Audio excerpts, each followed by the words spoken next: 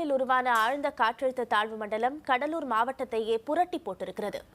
வெள்ளக்காடாக காட்சியளிக்கும் கால் வைக்க முடியாத பல்வேறு இடங்களில் பயணம் செய்து கடலூரின் பாதிப்புகளை படம் பிடித்திருக்கிறது புதிய தலைமுறை.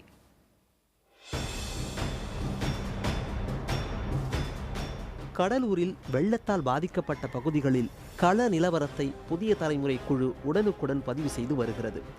காணும் இடமெல்லாம் தீவை போல காட்சியளிக்கும் கடலூரில் அரசு இயந்திரத்திற்கு உதவும் வகையில் பாதிப்புகளை ஹெலி கேமரா மூலம் படம் பிடித்து வருகிறது புதிய தலைமுறை.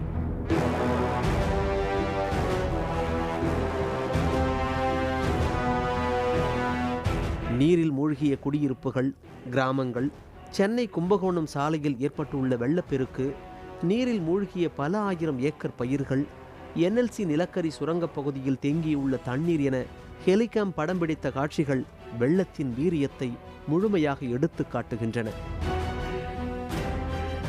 புதிய தலைமுறையோட அனைத்து ஒளிப்பதிவாளர்களுக்கும் செய்தியாளர்களுக்கும் 3 நாட்களாக தொடர்ந்து இந்த வடகிழக்கு பருவமழையினால் ஏற்பட்ட இந்த வெள்ள பாதிப்புகளை, அதாவது கடலூரோட நிலை குறித்து நேரடியாக பிரத்யேகமாக வானில் நேரடியாக கேமராவை மேலே பறக்கவிட்டு அதற்கு அந்த ஹெலிகாமின் மூலம் தொடர்ந்து அந்த பாதிப்புகள் அனைத்துமே அவர்கள் இப்ப தற்பொழுது நாம் நேரடியாக அனைத்துமே படமாக்கி வருகிறோம்.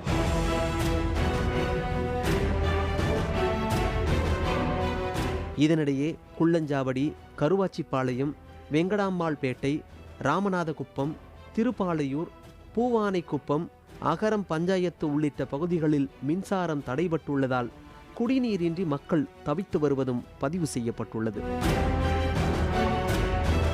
மிக அத்தியாவசிய தேவையான அந்த குடிதண்ணீர் கிடைக்காமல் இந்த பகுதி மக்கள் அங்க இருக்கக்கூடிய அந்த ஊரணி, அதாவது குளிப்பதற்கும் துணி துவைப்பதற்கும் மட்டுமே பயன்படுத்தி வந்த அந்த ஊரணியை தற்போது வேறு வழி இல்லாமல் குடிதண்ணீருக்காக அவர்கள் பயன்படுத்தி வருகின்றார்கள். இந்த பகுதி தொடர்ந்து இந்த வெள்ளத்தினால் பாதிக்கப்பட்டிருந்த இந்த பகுதியானது, அதாவது அவர்களுக்கு எந்தவித நிவாரணம் இந்த பகுதி மக்களிலே கிடைக்கப்படவில்லை என்று கூறி வருகின்றார்கள். இந்த நிலையிலே அவர்களுக்கு தற்போது குடிநீராவது கிடைக்கப்பட வேண்டும் என்பது இந்த பகுதி மக்களுடைய கோரிக்கையாக இருக்கின்றது. அதே சமயம் கடலூர் புருஷோத்தமன் நகரில் தங்க வைக்கப்பட்டுள்ள மக்களுக்கு உணவு அளிக்கப்பட்டதோடு நோய் பரவாமல் தடுக்க மருத்துவ முகாம்கள் அமைக்கப்பட்டுள்ளதையும் அந்த பகுதிகளில் அமைச்சர் MC சம்பத் மேற்கொண்ட ஆய்வையும் விரிவாக பதிவு செய்தனர் செய்தியாளர்கள்.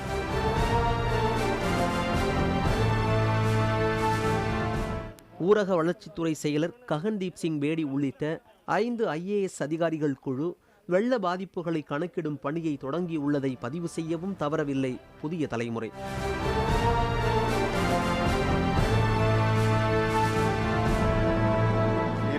சிறப்பு முகாம்கள், மருத்துவ சிறப்பு முகாம்கள் அமைக்கப்பட்டு நோய்கள் பரவாதவருக்காகவும் பொதுமக்களுக்கு சிகிச்சை அளிக்கப்பட்டு வருகிறது. மாவட்டம் முழுவதும் 13 நடமாடும் சிறப்பு மருத்துவ குழுவும் அமைக்கப்பட்டுள்ளது. அவர்களும் ஆங்கெங்கே சென்று எங்கெல்லாம் பாதிக்கப்பட்டவர்களோ அங்கெல்லாம் தற்போது மருத்துவ உதவி செய்து வருகிறார்கள்.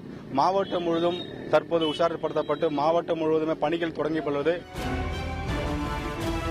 வெள்ளத்தில் அடித்துச் செல்லப்பட்ட சுமார் 100 படகுகளை தேடும் பணி குறித்தும் விரிவாக பதிவு செய்யப்பட்டது. புதிய தலைமுறைக்காக செய்தியாளர் குழு.